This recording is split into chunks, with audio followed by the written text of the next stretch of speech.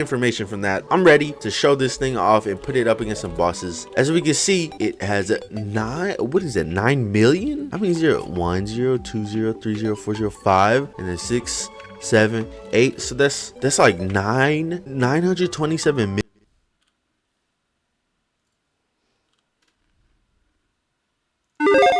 The world of building a PC is fun, exciting, and sometimes daring. But don't worry, hey, look, it's not as scary as it seems. We're here to help, and the best way to learn is really from the mistakes of others. We've taken personal experience here and what other builders are saying online to bring you 10 things you shouldn't do when building a PC. Now, just a quick disclaimer, we picked 10 no-nos, but there are always more issues out there. So make sure to do all of your research. Check your static electricity at the door, and let's get started off with number 10. We're going for the obvious first, but it needs to be known from the very start of your build. Think long and hard about proper cable management. You don't want your PC to be a mess of tangled wires now, do you? Look, it's not just for aesthetic purposes either, this is practical stuff. I personally learned the hard way during one of my first builds. I had cables everywhere that not only acted as dust magnets, but when it came time for me to replace or upgrade a component, the mess I had left behind was the equivalent of me shooting myself in the foot. To change something, I basically had to unplug and rewire and connect a bunch of things. With zip ties, tubes, and just well-designed cases, there's a lot of things you can do in 2018 to hide almost all of your cables in a PC build. Don't leave your cables everywhere and screw yourself over later. That was 17-year-old me. Don't be like me. Now, next at number 9, we got to acknowledge heat sinks and how they can be crooked sometimes. Look, sometimes things just don't line up. I mean, sure, if you got a closed system liquid cooler from the likes of Corsair or NZXT, or if you're brave enough to build your own, getting a nice and perfectly aligned cooler is easy. You just bolt it on.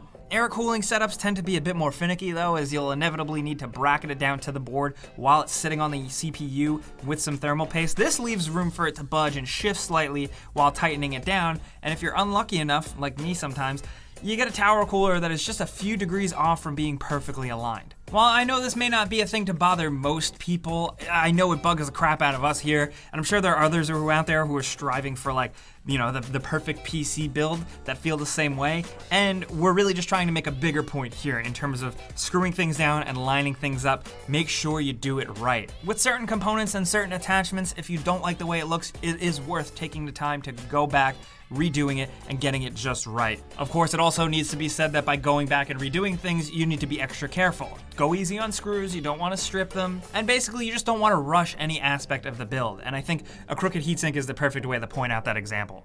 Now, down to number 8, let's talk about case mistakes. Spending money on a giant case when you don't really need it is something I see happen often, and it really bothers me. Sure, look, you do you. You have the freedom to get whatever case you want, and having one that's too big doesn't really hurt anything technically, but just think, you might have spent an extra $150 on that bigger, awesome case, yet you don't even have plans to ever add a water cool system or extra drives or anything. Instead, you could have gotten a more reasonable size case and put that extra cash, maybe that extra $100 or $150 or something, to something more useful, you know? Some will even argue you just shouldn't spend much money on a case at all. We see that in a lot of build threads. Buying for looks doesn't necessarily mean much when you could especially be putting it towards more computer power, which is the bottom line. On the flip side though, some people get different cases for different needs like size, portability, work, VR, etc. So it's really up to you and your needs. But just know that cases are where your budget can see the most ebb and flow. So don't forget that during the process.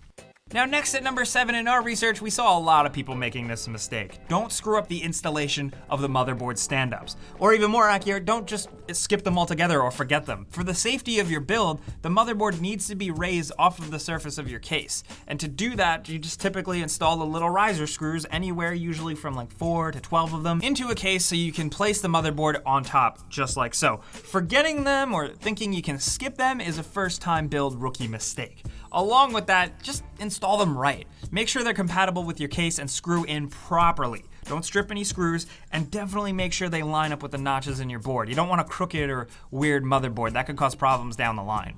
Next at number 6, this is more of a matter of taste, but a lot of people feel passionate about this stuff. Be careful with LEDs. Choose carefully and do it right so you don't have a build that looks like a child's toy. Some folks on here and other places will argue to not bother with LEDs at all, but like I've been saying with this whole list, you do you. You want to light it up? Go ahead, we're not going to tell you what to do, but if you are looking for advice, I always think LED fans look kind of funny. I don't want to say cheap, but sorta. take the time to understand the ins and outs of your specific case and do hidden LED strips or subtle lighting instead, because that stuff can make your case look cool and fancier. Again, this point is really just personal taste. Just don't worry about LEDs. It's not gonna matter much when you're playing The Witcher 3 on Ultra anyway. Don't sweat the small stuff. Now, next at number 5, it wouldn't be a PC video if we didn't talk about thermal paste. Applying this stuff is an integral part of the PC building process.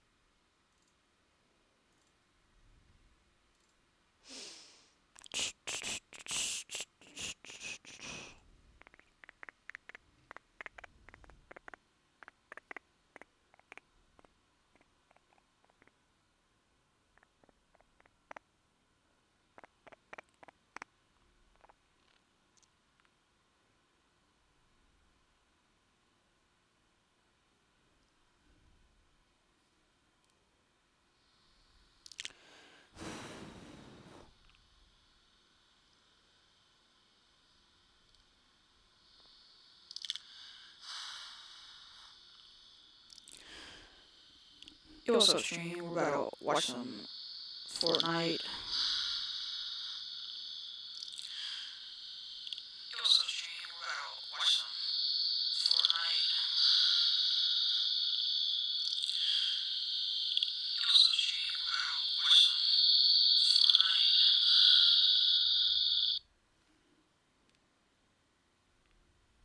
Holy Jarvis.